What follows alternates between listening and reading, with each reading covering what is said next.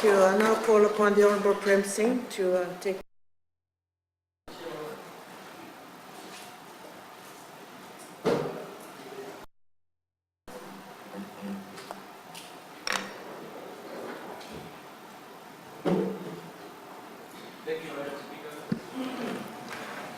At the outset, let me just correct the Minister for Agriculture. When we talk about sugar, for his information, we talk about everybody. And everybody is, in sugar industry, some 30% of the growers are Ethiopia growers. Madam Speaker, as I was penning my thoughts on what has been described by some as a fantastic budget, a phenomenal budget, the realization struck me, is the 2017-18 appropriation bill really a budget? A strategic plan to cure the fundamental problems faced by our people and many sectors of our economy? Or, Madam Speaker, is it a campaign statement of a panic-stricken government which in its combined total governance period of both as a military regime and as Fiji first government of over 10 years since January 2007 has driven many sectors of our economy and taxpayers' people's lives to ruin, yet desperately and aggressively trying to camouflage the reality of its failed policies of the last 10 years? Madam Speaker, what then I concluded is that this budget is a reactionary one. It is a direct response to what NFP has been proposing to the people of Fiji as real pragmatic solutions. So you see, Madam Speaker, the NFP does not need to move from here to there or to the other side. Madam Speaker, we don't need to move from here to there to effect change. We are grandmasters of change from wherever we sit. Our track record speaks for itself. The Honourable Minister for Economy made the reactionary stance to NFP obvious when he said, while announcing the budget, and I quote, "We hear the simplistic cry to single out products for VAT exemptions. It's the siren song of populism, a shameless appeal to emotion, the stride that tries to conceal a fundamental lie. But this government, Madam Speaker, prefers to treat problems, not symptoms. We prefer a systematic cure and sound economic management, not magic elixirs and band-aids. A cure that reflects the real way people live and shop," unquote. Madam Speaker, the electorate knows all too well who the snake oil merchants are. The very things that government is accusing NFP and others of doing is what this budget is actually about. To paraphrase the Honourable Minister in his own words, the 2017-18 budget is the siren song of populism, a shameless appeal to emotion that tries to conceal a fundamental lie. Nothing else. It is a budget as highly described by the Honourable Leader of NFP as one full of promises and lies, and a good, bad, and a downright ugly budget. This budget does not even generally attempt to cure one of the greatest sickness of all, our enslavement from the rising cost of living. Even the announcement of pay rises for our civil servants is strictly conditional. More stringent than the conditions apply, inscribed in very fine print for the small number of discounted seats on a Fiji Airways flight. Madam Speaker, on the other hand, the Minister announces public service vehicles like taxis, rental cars, minibuses, and hire cars can now renew their permits every 10 years instead of 3 years. And that bus route license are now valid for 15 years. This is well and good, and we embrace it. But in the very next breath, civil servants, teachers, and nurses are being subjected to administrative trickery to reduce work-life tenure. One can only presume that this is an underhand attempt to phase down the government's Seg-1 expenditure. In the eyes of this government, the value of sound, secure employment of an individual civil servant is insignificant. While the bus companies with an annual turnover of less than 1.5 million are entitled to loans at an interest rate of 5%, our civil servants and teachers cannot obtain long-term loans to invest in properties and decent homes because commercial banks insist on tenured employment. This is one of the most painful examples of our current government. In the minister's own words, is treating problems and not symptoms through magic elixirs and band-aids. The lives and guarantees of security of employment of our civil servants, teachers and nurses are not a priority. This modern-day slavery forces them to enter into non-negotiable contracts. In return for a meager pay rise, we would seriously counsel the government to check their campaign strategy, because this animosity against our civil servants is an unwise move. If they intend to, as the Prime Minister said, to remain to sit on the other side of the House. Consider this, Madam Speaker. Salaries, pay diems and allowances of Prime Minister, Cabinet Ministers and Members of Parliament are locked in through the Parliamentary Remunerations Act. It cannot be reduced unless there are austerity measures, such as during a recession. Who's playing for the gallery now? But if our civil servants want to qualify for a meager 14.3% pay rise, they have to lock themselves in a contract. Where is the justice and fair play? Or is this government's version of true and equal citizenry? Perhaps it is even a case of George Orwell's Animal Farm, where some are more equal than others. Madam Speaker, I wish to tell the government that the enslavement and subjugation of civil servants, teachers and nurses will end after next year's general election. This is not a shameless appeal to emotions, but the naked truth. An NFP government will change this by revoking the contracts with permanent employment. And, Madam Speaker, I might add to what the leader of the NFP has said, increasing the retirement age to 60 years. Madam Speaker, right here in this Parliament we had an electioneering budget from the Honorable Prime Minister, who said his Fiji First government was looking at the bigger picture. Madam Speaker, pictures tell 1,000 words. The only bigger picture of the Fiji First government that we can see, Madam Speaker, is a stratospheric rise of cost of living, hikes in unemployment levels, introducing a meager minimum wage of $2.32 to be increased to $2.68,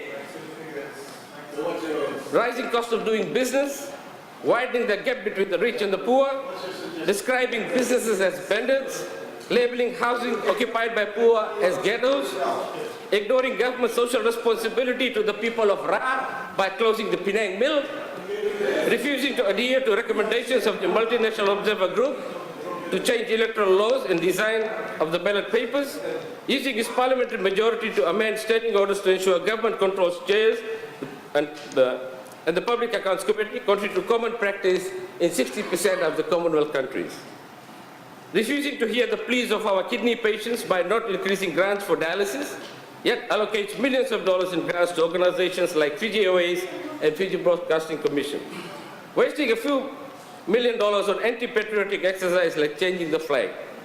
Reimposing VAT on 7 basic food items in a blatant betrayal of a promise in the Fiji First manifesto, which clearly stated that the zero rating on these basic food items will continue.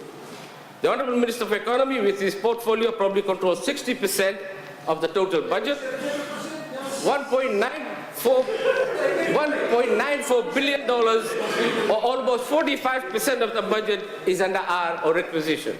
The national debt level is ballooning with borrowing done against an inflated GDP. And Madam Speaker, to this end, might I say, that blessed are the youths because they will inherit the national debt. And the list goes on, Madam Speaker. The quote by NFP through its leader that an NFP government will increase the food basket of basic food items from 7 to 15 and ensure that they are zero rated and VAT-free has been described by the Honourable Minister for Economy as a siren song and a shameless appeal to emotion. This basically means, Madam Speaker, that in the bigger picture of Fiji, the poor don't matter. Simply those who are already below the 16,000 threshold have received nothing in terms of cushioning the high cost of living. That includes almost 2/3 of our workforce. Duties and VAT on basic food items remain.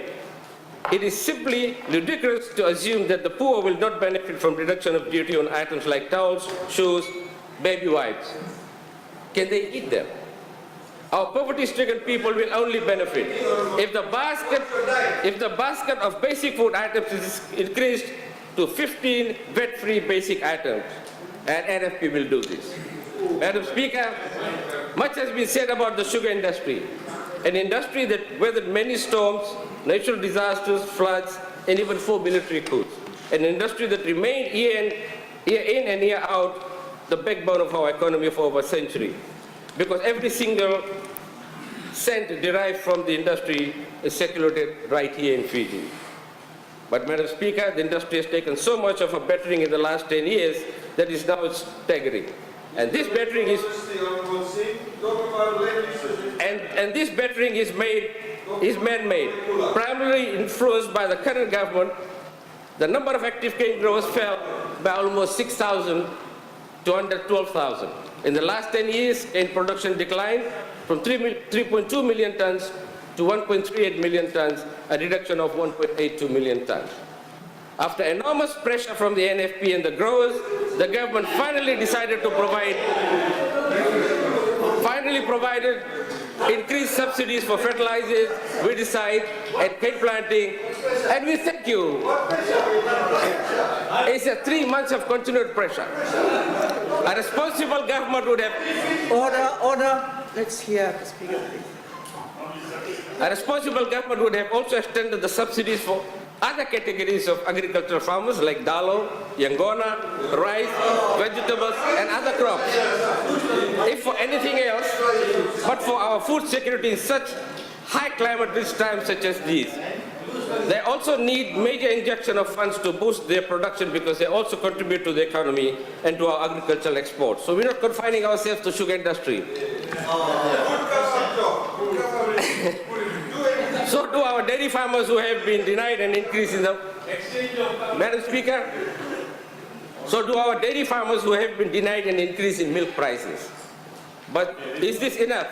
Or is it too late, too little too late? The latter seems to be correct. Growers harvest an average of 20 to 30 tons of cane per acre. On average, 6 bags of fertilizer is used in an acre of cane. This means growers save $69 in fertilizer subsidies every acre. For a grower producing 20 tons in an acre, the saving equates to $3.45 per acre. $3.45 per ton of cane. For a grower producing 30 tons in an acre, the subsidy equates to $2.30 per ton.